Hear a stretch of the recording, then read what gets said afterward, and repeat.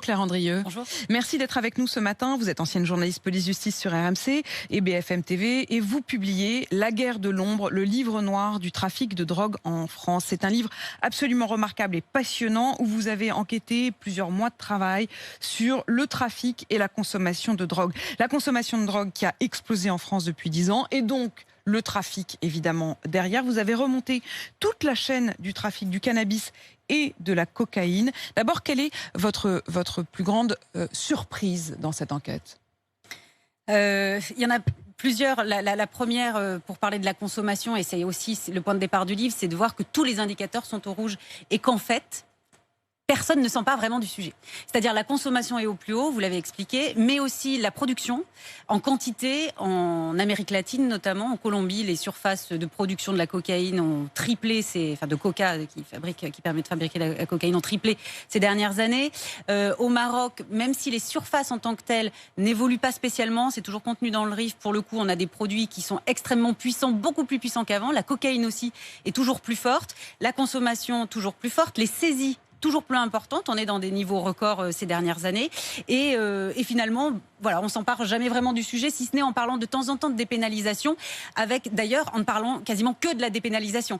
Jamais vraiment Et quand on parle du sujet, c'est aussi, d'ailleurs, ça a été encore le cas cette semaine, parce qu'il y a tout d'un coup des vidéos où on a le sentiment qu'il y a des règlements de compte, et puis il y a ces assassinats quasi ciblés comme il y a eu à Saint-Ouen. Tout cela, c'est juste le bout de ce que vous avez remonté comme filière, c'est-à-dire c'est ce moment de l'intimidation, de la menace, voire de l'assassinat, parce que ça fonctionne un peu comme une mafia. Parce que, alors mafia, on reviendra peut-être dessus, c'est pas le terme que j'emploierais, mais par contre parce que la violence que vous décrivez, elle est inhérente au trafic de drogue. C'est une économie énorme, 4 milliards d'euros quasiment chaque année, qui n'est pas du tout contrôlé, enfin, si ce n'est par les organisations criminelles. Et ça fonctionne à coup de menaces, à coup d'intimidation, beaucoup d'arnaques. C'est un milieu, c'est ça aussi qui m'a... on s'imagine évidemment, mais c'est des personnes qui vont investir 50, 100 000 euros sur des achats de produits en Espagne pour la résine de cannabis, par exemple, et puis qui vont se faire braquer en arrivant en région parisienne. Ils perdent tout, ils doivent rembourser derrière, il y a des menaces tout le temps. Et après, ça peut être aussi, quand on arrive vers le territoire, évidemment des menaces pour contrôler un territoire, que ce soit des règlements de compte qui ne sont pas spécialement en hausse ces dernières années, mais par contre, les enquêteurs constatent un phénomène de hausse de violence, d'intimidation par arme à feu. Le trafic de drogue, c'est l'infraction matrice, disent les enquêteurs, c'est-à-dire on la retrouve dans tous les types de criminalité. C'est d'ailleurs ce qui permet de saisir le plus d'armes. 85% des saisies d'armes, c'est du trafic de drogue chaque année. Et là, la mode dernièrement, si on peut parler malheureusement de mode, c'est de se tirer dans les jambes. Ils appellent ça la jambisation, pour handicaper fortement les personnes et toujours asseoir un territoire, que ce soit pour faire le point de distribution, le Auchan, le drive de la petite couronne parisienne ou de certaines cités faciles d'accès. Voilà. Et donc là, on a évidemment une manifestation. Jambisation, comme vous dites, et puis enlèvement, vous parlez de 18 dockers qui ont été enlevés. Et d'ailleurs 19, parce que je crois qu'au mois de septembre, il y en a eu un autre au Havre. Et ça aussi, c'est un phénomène extrêmement inquiétant. Dans le livre dont un enquêteur me parle, ce sont des personnes qui travaillent au port ou qui sont proches de personnes qui travaillent au port. Et là, il peut y avoir deux raisons complètement différentes. Soit on les menace pour les forcer à travailler, c'est-à-dire avec les organisations criminelles, les payer, mais les forcer à être corrompus pour sortir la cocaïne, parce que c'est évidemment ce qui arrive en premier en termes de drogue au port du Havre, soit, encore une fois, des arnaques, des dettes, et là, il faut que tu payes, tu t'es mis 100 000 euros de trop dans la poche, ou 200, etc. Enfin, en fait, on atteint toutes les millions. Il faut imaginer que 50 kilos de cocaïne, ça tient dans quoi, une grosse valise. Vous payez ça 50 000 euros. Vous êtes millionnaire si vous arrivez à le ramener en France. Il y a cette vidéo également qui a beaucoup tourné à Grenoble. Cette vidéo dont on s'est rendu compte après que c'était sans doute uniquement le tournage d'un clip. Elle représente, vous le dites, une forme de fantasme de la part des trafiquants de drogue. Et c'est là où je rejoins le terme de mafia que vous employez tout à l'heure. C'est-à-dire que je pense que c'est le fantasme ultime. Et malheureusement, c'est ce qui se passe dans d'autres pays. D'autres pays qui n'ont pas l'efficacité de la France et pas la même configuration aussi en termes de lutte contre le trafic, notamment l'Amérique latine, évidemment, puisque c'est un pays qui, notamment la Colombie, qui essaye vraiment de lutter. Mais ça veut dire que quand ils mettent en scène Oui. cette vidéo, c'est parce qu'au fond, ils ont vu ça dans les films et qu'ils ont envie, Oui, ils exactement. aimeraient montrer qu'ils s'en sont aussi capables, quoi. Voilà, c'est-à-dire qu'il y a aussi une forme de breuvage. Je pense beaucoup à Netflix, aux séries.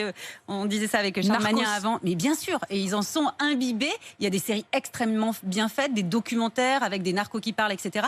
Et là, en fait, on les voit, il y a les deux côtés. C'est-à-dire que ces personnes-là sont à la fois des trafiquants de drogue, mais à la fois des personnes qui font vivre toute une économie qui a du mal à s'insérer dans un système parce que c'est plus facile et qu'elle prend ce chemin-là et que c'est difficile de faire machine arrière. C'est comme les jeunes qu'on voit en bas des cités. Souvent, ils sont extrêmement jeunes, même si effectivement, ils peuvent avoir des armes entre les mains. Mais en général, ceux qui vont monter les échelons, arriver à 30-40 ans et continuer à faire du business, c'est évidemment pas la moitié de ceux qui font les guetteurs. Heureusement, ils se reconvertissent et ils reprennent un chemin normal. Il y a l'un des chapitres que vous consacrez aux informateurs, précisément.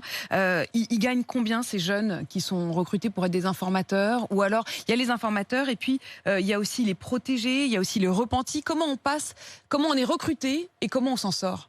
Alors, comment on est recruté? Il y a plein de façons d'être recruté. En général, vous vous faites d'abord serrer, entre guillemets, par la police une fois. C'est-à-dire que vous êtes interpellé, vous êtes en garde à vue, vous êtes confronté à la police une première fois. Et là, on essaye, entre guillemets, de vous faire parler en vous promettant divers arrangements. Soit quand vous sortez de prison, si vous voulez continuer à travailler avec nous, si vous continuez à faire du business, n'hésitez pas à nous appeler. Et là, on verra ce qu'on peut faire. Donc c'est vrai que ça peut être un cercle vicieux. C'est ce que certains avocats me décrivent en tout cas. C'est-à-dire que finalement, on les incite un peu à rester dedans. Après, c'est quand même le libre choix. Personne n'est contraint de rester trafiquant de drogue.